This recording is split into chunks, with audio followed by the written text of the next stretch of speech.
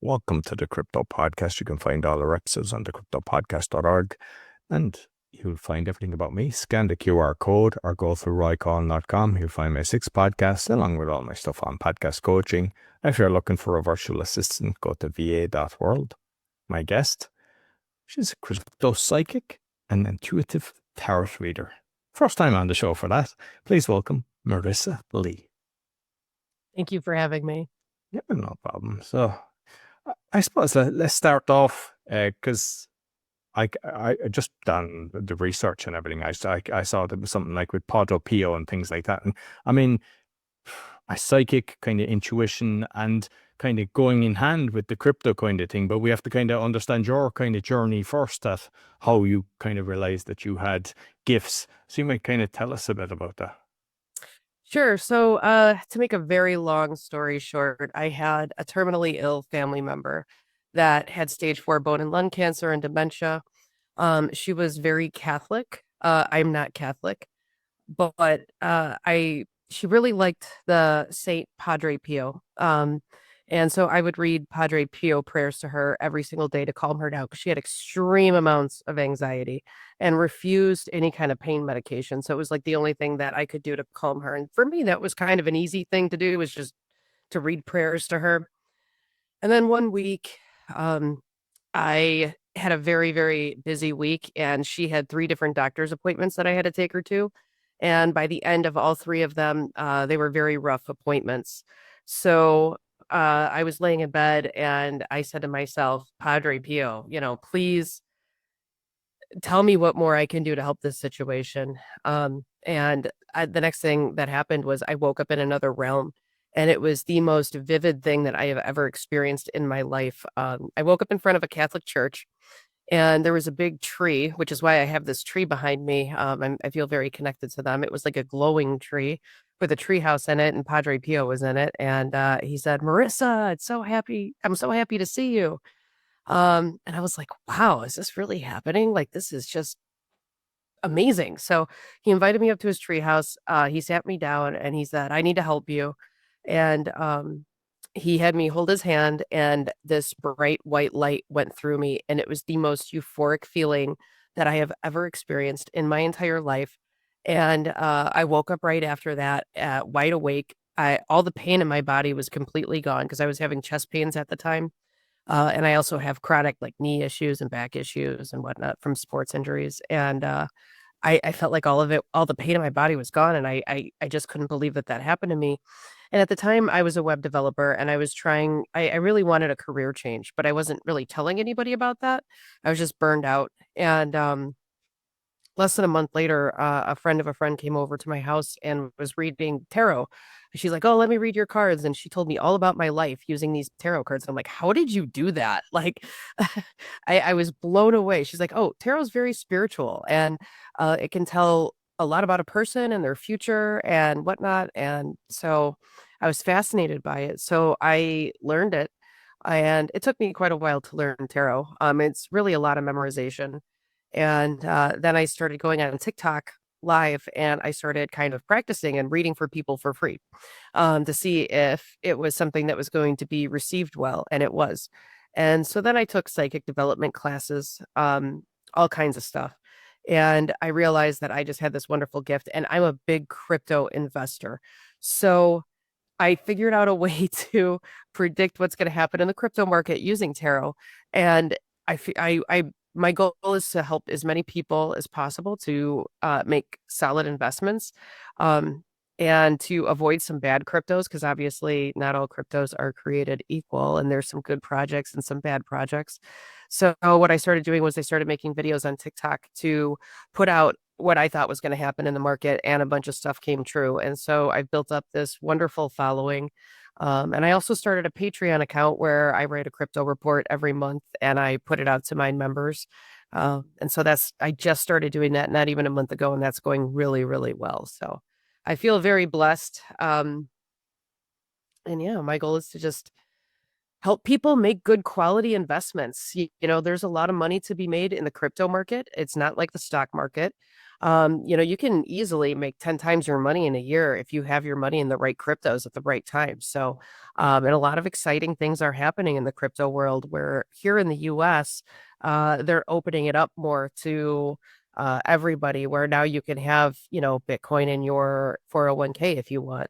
Whereas, a year ago, you could not have Bitcoin in your 401k. So they're making it a little bit easier, and the blockchain is going to continue to develop more. And I think that it can really be beneficial to a lot of people long term. Excellent. And I suppose just going back there on Padre Pio, because I'm live in Poland, but I'm originally from Ireland. So there was a load of people into Padre Pio. I remember all the Padre Pio badges and everything. And one of the podcasts that I listened to Blind Boy exposed it that apparently he was using acid for the bleeding, and then there's all mixed reactions about it. And I'm just curious because obviously, it's touched you and everything. Have you heard anything about that? There was always a lot of doubt back then. I do not believe that in any way, shape, or form that that was something that was falsified. He was examined by, you know, dozens of doctors over the course of many years, and nobody found anything nefarious. He healed a lot of people. He did a lot of miracles, like Unsolved Mysteries. I don't know if you've ever seen that I show. heard a lot of his healings were documented, so that kind of Yes. proves, yeah. No, for sure. He is real. And what he did for me, I'm getting the chills as I talk about this. Um, what he's done for me personally was beyond anything I ever even believed in, honestly. I mean, I was raised Lutheran, so I do have the Christian background, but I've never been Catholic. And after that experience that I had with him, it was so real that it was as vivid as you and me are right now, where I'm talking to you, I can see you on my screen. I know we're not in person, we're on Zoom, but it's still very vivid. Like that's as vivid as this experience was with Padre Pio. And I didn't ask for it. It was just something that happened to me because I was using him to help somebody in need. And I did that over the course of many, many months. And I feel like that's probably the reason why he came to me, kind of to say thank you and give, a little something back is kind of the feeling that I've gotten from him. So he's very powerful. He's very real. He has some kind of supernatural ability that I have never even thought was possible. And obviously, I find that really fascinating because I work in the spiritual community. So anybody that, has these kind of extra abilities are they're always very important and they're always very rare. And I still firmly believe that he's helping a lot of people on the other side. And I do believe in the power of prayer. If you have a sick family member, even if you're not Catholic, praying to Padre Pio can be a very powerful thing. Um, yeah, and I believe he's still helping everybody here on Earth. So I find him fascinating now. Oh, and one thing, a couple things I want to tell you too to validate this experience is when I was in his treehouse, he had a bunch of letters stacked on shelves, and it was just like it was like thousands of letters. Now I didn't really know anything about him. I mean, I knew, he had the stigmata and he healed people and he was a priest and he's a saint, and I knew all that, but I didn't know what his room looked like in San Giovanni Rotondo where he lived. And I looked it up after I had this experience, and the inside of the treehouse looked very similar to the inside of his bedroom in San Giovanni Rotondo. And that was something that I really was like, wow. I mean, it was very validating for me because there isn't anybody that can validate this experience for me because I was the only one that experienced it. And it was kind of a supernatural thing that happened. But when I saw that, that was definitely a validating experience because I didn't know that he had, a shelf full of letters. And also, too, when I held his hand, he didn't have the stigmata. And that was really interesting. And that was something I really thought about because I'm like, if that was real, he would have had the stigmata when I held his hand in this experience, right? Well, I learned that it's very common for people that have stigmatas that they are healed a couple days prior to their death. And that's exactly what happened to him. A couple days prior to his death, his stigmata healed. So I thought that was interesting too, because that wasn't something that I knew. Mm, very interesting. kind of if we go into the intuition then with what you're doing, because I heard you talking about it's a algo and more kind of checking on the team behind it, because I think a lot of times people use influencers and things like that hype up something, and that's why a lot of people lose their money. And a lot of the time the kind of founders and they hide, or they give a little bit of information and then they do a Houdini and they disappear, and yeah, they open up as something else later and do the exact same thing. But you were kind of talking about that and also tapping in with friends that have another ability as well. And I like listening to that because I mean, I've experienced stuff like that. Like some people might think it's woo woo, but unless you've experienced something and realize that, kind of intuition, let's call it. So is that something you've always done, or when you're kind of evaluating the different coins and crypto? It's just something that happens. I do not ask for it. It just happens. So the full story with Algorand, and Algorand is one of the cryptos that I recommend everybody has in their portfolio. And let me tell you why. So as I was starting to do reviews on TikTok for cryptos, I was laying in bed one night and I was like, okay, what am I going to do tomorrow? I'm going to try to do one every day. And there was a list of maybe 20 of them that I was kind of thinking about doing in my head. And Algorand was one of them. It wasn't high on my list though. And I go to bed and I wake up and I heard somebody scream Algorand 3 times as I woke up. They're like, Algorand, Algorand, Algorand. And I was like, and I woke up, I was like, what Algorand? Okay. So obviously I have to do a review on Algorand, right? So I'm looking into this a little bit further and I'm really liking what I see. I mean, they're ISO 20022 certified, which means that they could potentially have bank adaption in the future, which I do believe is going to happen. Um, and, they're a bit undervalued. They were hit, I think it hit over $2 a coin years ago, and then they pulled their staking rates, and then it dropped and dropped and dropped and dropped and dropped. And I looked at the CEO, Stacy Warden, and I mean, I really how do I put this? I kind of cavity searched her from a psychic standpoint. She'd probably feel a little bit violated if she knew what I knew. And I don't put a lot of personal information out there. I wouldn't do that to somebody, but I'll tell you what, that woman has good karma. And that really makes a big difference when you're running a company, is having good karma. Good things are going to start to align for you and your company. Whereas people, I've worked with many people that have had bad karma, and you can hand them success on a platter and they fail all day, every day, no matter what you do. Stacy's different. I feel like Stacy's going to be extremely successful. I think she's focusing on the right things for Algorand, which is the development of their blockchain.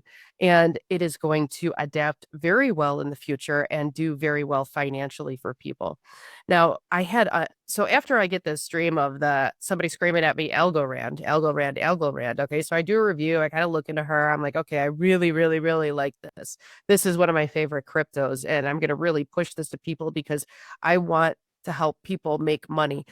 I don't necessarily benefit financially in any way, shape, or form if I make a TikTok video and I say, go buy this crypto. You know what I mean? I'm not affiliated with Algorand in any way.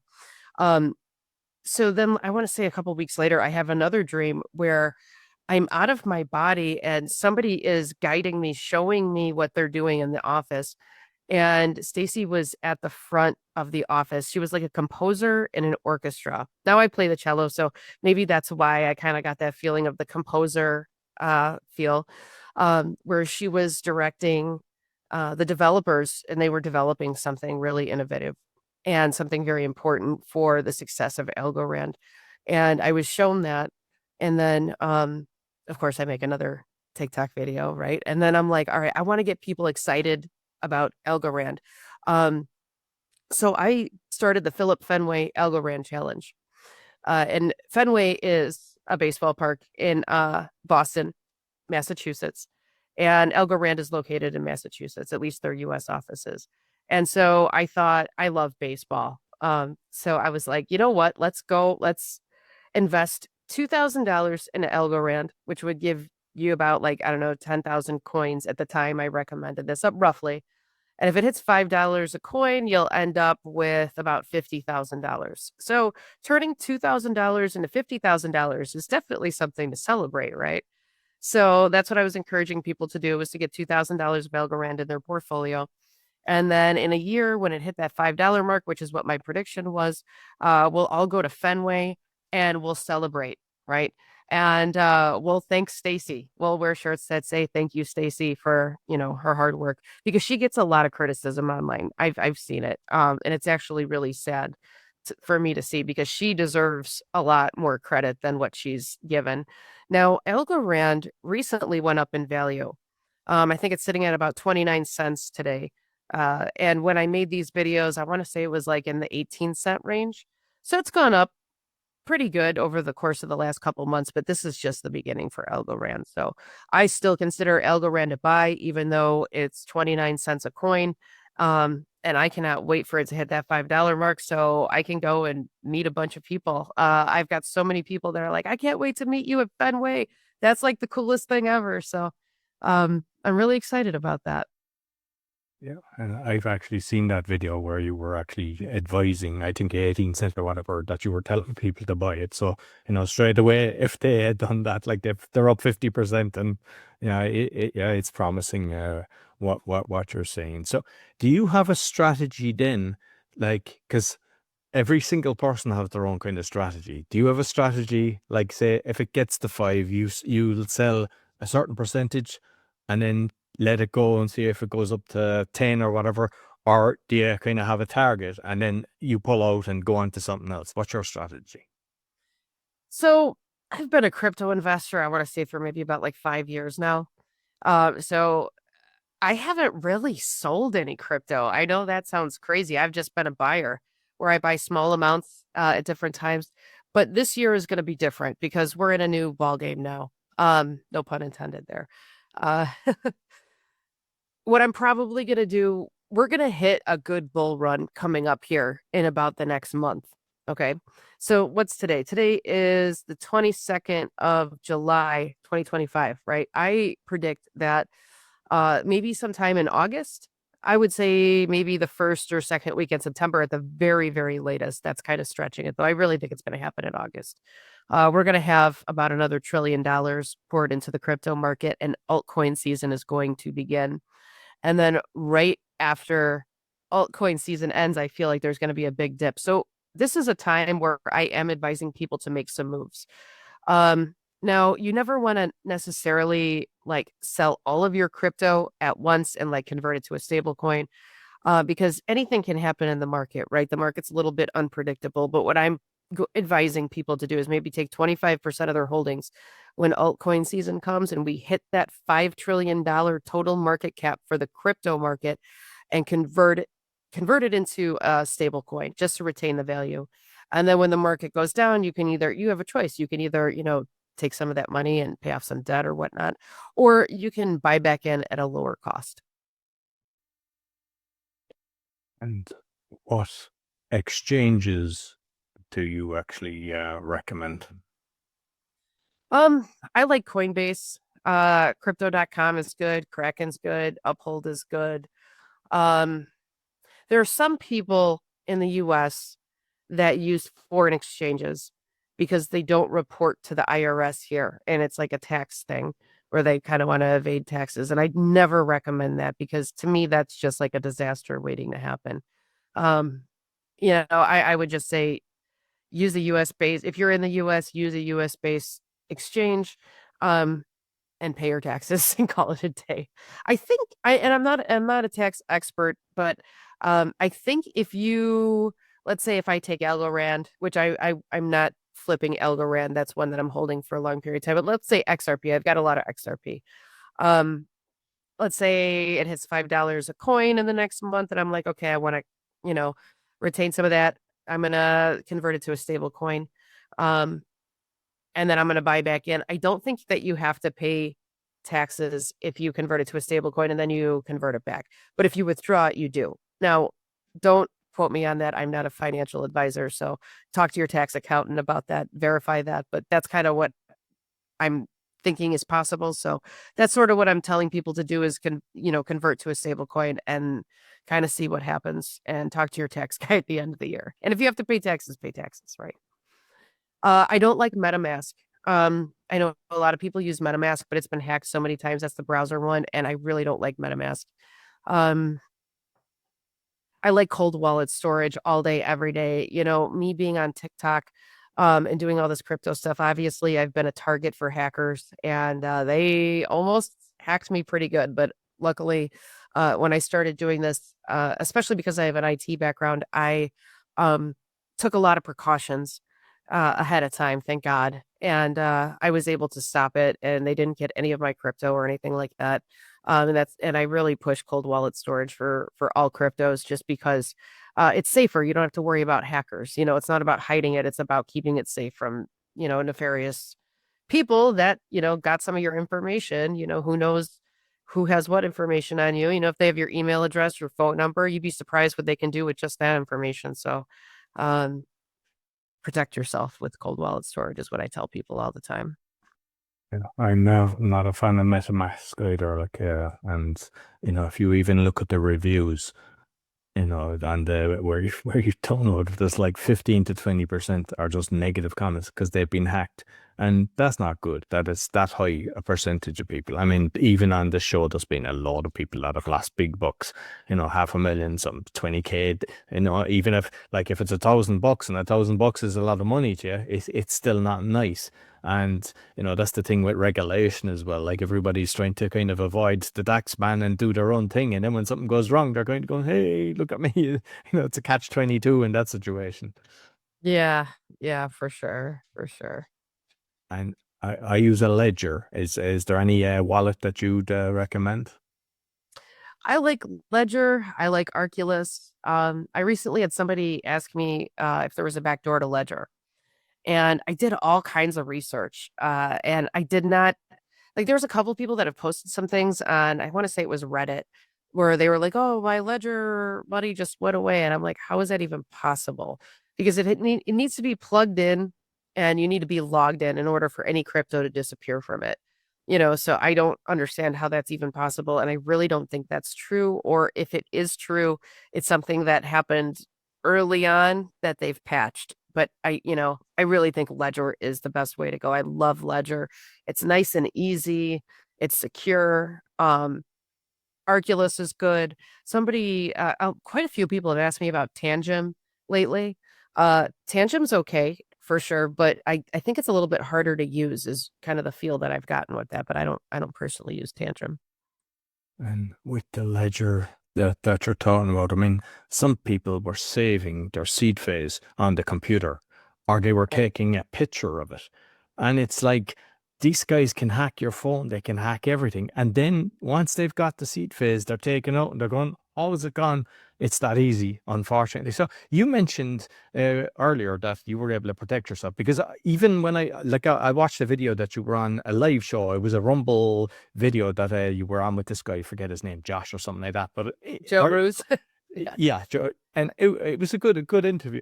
But he haven't even had an email, and he thought it was from you, and it was a spammer. That was actually, that, and like that just shows how scary it is. So you decide like you needed to protect yourself because that's the thing I know, like, once you're out there in the public, everyone is trying to get you then or copying, and like, I seen a lot. I've had one, Lack Davis. There's about 10 TikToks of him or Instagram. They just replicate everything. And then they're pretending they're friends and people just don't. And what they can do is obviously if somebody's got 10 followers or 100 followers, you kind of know straight away. But with the bots, they can buy the followers. So they can actually make it Mhm. look like they've got 50,000 followers or 100,000 followers. And then people assume, and then they just write them, go, hey, and people fall for it. And it's like, so how did you protect yourself when you knew that you were a target? Well, separation is key. Um, I have separate email addresses for all different kinds of projects that I'm in, different accounts, different so nothing is the same. That separation is very, very important. I also use biometrics with everything. I know a lot of people in, website security and online security and stuff like that. So they're like biometrics, with everything that you do. Use your fingerprint to log into your computer or use your face ID, stuff like that, because that can't be replicated. So with TikTok, it's interesting that you say that, and you caught that on the last podcast that I did. People copy my profile all the time and then they message my followers as me, and they try to get them to send them crypto. And they also sell all kinds of stuff. They sell like tarot card readings as me, which it's not me. Palm readings. They sell spells. So I've had to make a lot of videos throughout the last year and a half that I've been on TikTok. Like I'm like, I don't sell spells, I don't do palm readings. I'm not gonna ask you to send me crypto, so but what I do is I report those profiles for copyright infringement, and I've gotten hundreds of them taken down. So, and it's really important. I have a weekly schedule where I go through and I look and see who's copying my profile, and I report all the profiles. And it takes about an hour, sometimes even more, to do all that work. But I make sure that I do it every week because for me, I want to protect people. I want to protect my followers. Because I've had a lot of people come to me and say that they've fallen victim to a scam and they thought it was me and it wasn't me. And so I have to explain that. And so then it kind of, I don't want people to think that I'm affiliated with that. So it's part of protecting my reputation and also protecting my followers. But all you can do is really educate your audience. And I'm not the only one that has this problem on TikTok. You don't see this problem as much on Facebook and Instagram and stuff. They kind of have it locked down, but the algorithm on TikTok is a little bit better for exposure. So you got to take the good with the bad sometimes. It just is what it is. You kind of have to roll with the punches here for a while. And, I like, for example, there's a guy on there, Coach JV. He's a crypto guy too. He doesn't do anything to stop people from copying his profile. And there's thousands of his profiles out there, and people use him all the time to try to sell stuff and get him to send crypto. And he doesn't care. And I'm just sitting there like, yeah, I don't want to be like that. That's an example of somebody I do not want to be like, is someone like that who just doesn't care and just does what he wants and lets everybody copy him. And then, thousands of people fall victim to a scam. It's just, to me, in my opinion, it's a little bit irresponsible. What frustrates me is with all the AI technology, as soon as a picture goes up that's replicating your picture, you shouldn't have to spend the hour to do it. And it's brilliant that you're doing it. It means you care but you shouldn't have to do it. Yet, for me, when I put up stuff, they're removing stuff, they're censoring stuff, even when it's 100% true. The stuff that I talk about, like 15-minute cities and some of the things, like I'm recording a spray in the sky and they're removing me from that. I had my channel that had like about 500,000 views. I was just 9 short of 10,000 followers at the time. They just removed it. And 6 months later, then they brought it back. They just gave, because I kept asking for the information. I asked for the data and everything. Because like, just say we were connected. We might have been writing and everything. They're just gone. Yeah. So it's unfortunate that how they operate, that they encourage things like that. They allow all this kind of stuff where people are robbing. And when there's genuine information that's actually going out there, because it's not just me, there's a lot of guys out there that I know they're sharing really good information that's exposing the likes of Blackrock and things like that. And they're censored, and then they're saying, hey, I have to move over here. And yeah, that must be frustrating when you know that it can easily be resolved on their side. Yes, absolutely. Absolutely. It's very unfair. It's very unjust, but you have to kind of work around it. Unfortunately, we all have to work around it.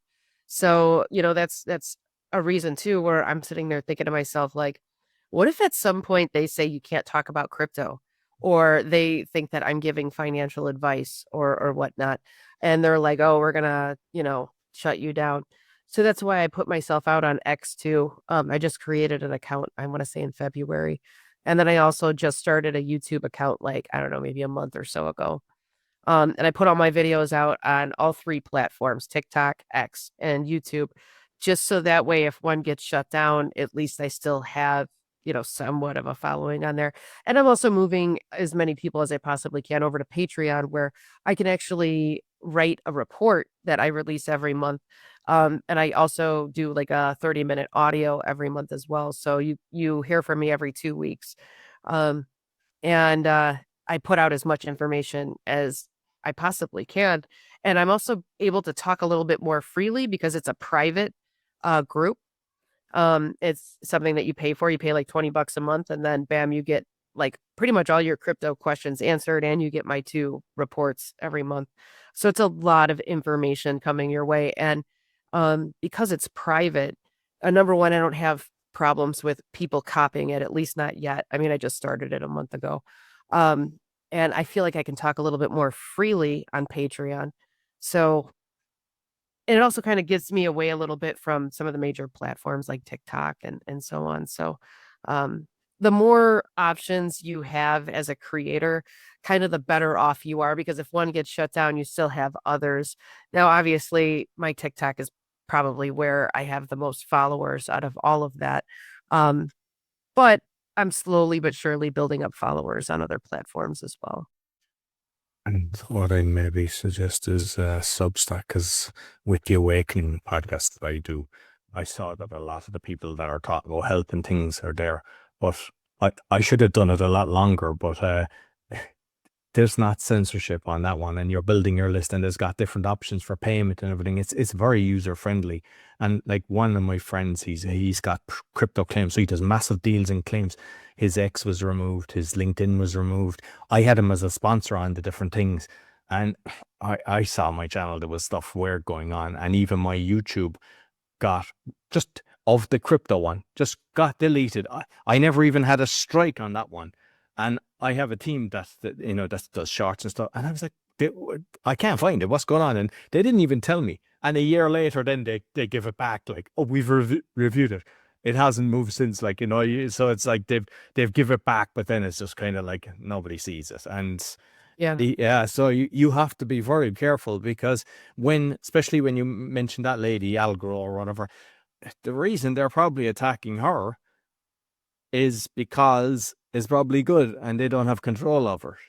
Whereas there's a lot of manipulation, and you just really need to know who's behind each one. Yeah, no, for sure. For sure. There are some good CEOs. There's some CEOs that I'm like, ah, pass, you know. Um, Algorand. So I think the reason Stacy Warden gets so much heat online is because, the crypto was worth like $2 a coin at one point, and then she comes in and now it went down all the way to like, I don't know, the teens. So it was like, I don't know, 18 cents a coin. So that's a big drop. And so retail investors were upset, and they give her a hard time online. So, but she was redeveloping it basically. I mean, the only reason it was $2 a coin was because they offered high staking rates. Well, you can't sustain high staking rates for years and years and years. That'll only go so far. You're giving all this money away at that point, and you can't run a quality business or a profitable business or a business that even sustains itself by just giving everything away. So she took that away and started focusing on what Algorand needed to focus on, which is the development of the blockchain. Um, and what's interesting is I have a lot of psychic friends. Like I take classes, and I'm in the psychic community. I go to expos, so I meet all kinds of people. And there are some people that have exceptional psychic ability. And I've asked a few of these people about what they think about Stacy Warden. And they all tell me the same thing. They're like, man, she's going to be really successful. Like it's just all good, positive stuff. And that's why I also to get that confirmation, that validation where I'm like, okay, this is one that I'm going to push out to the public, because I believe that this is going to help a lot of people make money. Because that's my goal, is to help people build wealth. I mean, if you could invest $1 and then a year later it's worth, let's say, $10 or $20, can that can be life changing for some people, right? And that can really help people get out of debt. I know a lot of people are struggling right now. Our economy is not really the best, and it hasn't been the best in many years. So we're kind of just getting back to the point of, all right, blockchain development. Let's focus on it. Let's redistribute wealth is what the blockchain is basically going to be doing in the next couple of years. So I'm like, let's jump on this. Let's get as many people interested in it as possible. You don't have to know everything about crypto or the blockchain or even understand it. You just need to know, okay, I'm going to buy this crypto. I'm going to buy that crypto. And, I'm going to hold it for a year or two. I don't encourage people to do quick flips. This isn't a get rich quick scheme. This is let's build a good quality portfolio that brings some wealth to you in the long run. And the recent ruling on XRP. You might kind of explain what's going on there. Well, I'm not an expert on it, but they were being sued by the SEC saying they were a security, and that was from the previous administration.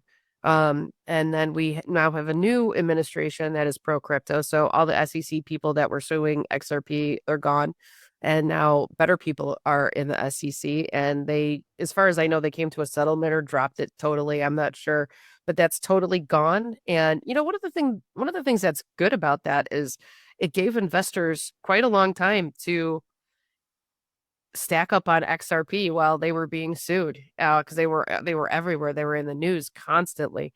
So I'm not saying that what they did was a good thing by any stretch of the imagination, but it did give us a chance to buy it at a low price for quite a while. So I was able to I was able to just buy it slowly over time and accumulate quite a bit of XRP. So I'm very happy about that, because I knew if we got a new president in office, XRP would explode, and it has. I mean, it's gone from about 50 cents to, what are we at, 350 today, something like that. And I think it's going to hit the $5 range soon. I really do. Maybe the next month during this next altcoin season, I believe it's going to hit $5 for sure. So, and I think that's going to happen in about the next month. So, is there any other ones new that have come on the scene? Because like sometimes people, they take a punt on 1,000 of them and they put $100 on them or $10, and then if it can go 1,000x or something like that, it offsets the losses of the other ones. Is there any that you've seen that you go, this is interesting? Are you getting that little vibe? well, a lot of people ask me that question. A lot of them ask me about memes, and I stay away from the meme coins. They don't have substance behind them. I recommend staying in the top 200 cryptos in terms of market cap. The cryptos that have been around for a while, those are the ones that are a little bit more advanced and in their development. And now that we have some better laws, especially here in the United States, crypto development is going to soar. So you want to get the stuff that's been around a little bit, that has a little bit more experience, that now has the means to be able to develop the way that they wanted to from the jump, where they don't have to worry about the government coming in and shutting them down. And what's your call on the big ones like Bitcoin and Ethereum? See, I think Bitcoin's going to hit about $150,000 a coin this year. And we're in July now, so we've only got like 5 more months till the end of 2025. So, I mean, I think Bitcoin's going to do well. I'm not a Bitcoin investor, though. To me, Bitcoin is boring. It moves slowly. I'd rather do like altcoins, XRP, Ethereum. I think Ethereum's going to hit at least $11,000 in 2025. I really do. And after that, it's going to go up even more. So $11,000 is a price point that I'm personally looking for Ethereum. Let's see, what else do we have? Origin Trail is a sleeper. That's one that's been around for a while. I think they're going to do really, really, really well. I feel like in the next maybe 2 years, it's possible that could be worth $20 a coin. And right now, I think it's in the 50-cent range. So, that's one where you might want to throw $100, $200 in and just let it ride for a couple of years and see what happens. I think you're going to end up with a good amount of profit on that one. I never recommend anybody go all in on any crypto. You want to stay diversified. You want to get layer 1 blockchains, and you want to get AI coins. That's pretty much what you want to focus on this year. Because those are the 2 sectors that are going to really develop in the crypto world. So, you want to get some money in on that, and yeah, you'll be very happy in about a year or 2. And because I mentioned BlackRock earlier, because they're doing the ETFs, and they're buying a load of Bitcoin, and but with people exposing what they're doing, they destroyed the real estate market. They've destroyed Ireland. They just come in and buy pennies in the dollars, and they own Pepsi and Coke, and then people think they're competition and everything. They have shares and everything, but that they have such a big share on that. What's your thoughts on that? Should that be allowed? I feel the same way you do about BlackRock. There was a coin, it's called Onyx coin. Back in December, I did a spread on it and I felt really good about it doing well. Um, I predicted it was going to hit a penny, and about a month later it did, and it had to do about 10 times where it was at when I originally made this video. And when it hit that penny, I started doing more research on it and I saw BlackRock was involved and I advised people to get out of it. And yeah, and I told people not to stop buying it. And then it never really did a whole lot after that. So I personally invested, a few $100 in it, and I made a very, very good profit. Sold it, converted it to other cryptos that I wanted more of in my portfolio, got out of Onyx coin, and it's never really been the same. And then, I got a lot of slack on that because people are like, it's going to go up to like 10 cents and it's going to be really, really good. And I'm like, okay, well, then you hold on to it. But I'm telling people to get rid of it right now. So because that's where I feel is best for the average retail investor. That's kind of who I try to look out for, is just anybody that is a retail investor and listening to me, I try to guide them in the best way possible. And Onyx Coin has kind of been in the dumps ever since. So I don't trust BlackRock. Anything they're in, I feel like is very manipulated. I feel like there's a dark energy around that company. It's definitely not Algorand. I see white light around Algorand. BlackRock is just all dark energy. So, you want to stick with the stuff that has the white light around it. So, No, very excellent. And just curious, because I have seen the videos that, because I don't know where it was, but you have videos where you make the predictions and what you've been talking about. So I can confirm that I have seen that, where you've said, hey, get this in within a month. Have you got it wrong? And how bad have you got it wrong? Because in the crypto world, we can all say, hey, I've got these, but is it that you're putting 50 out? I mean, I haven't looked at all your videos, but I just put it out there. Has there been ones that kind of you thought, and did you know why they didn't perform?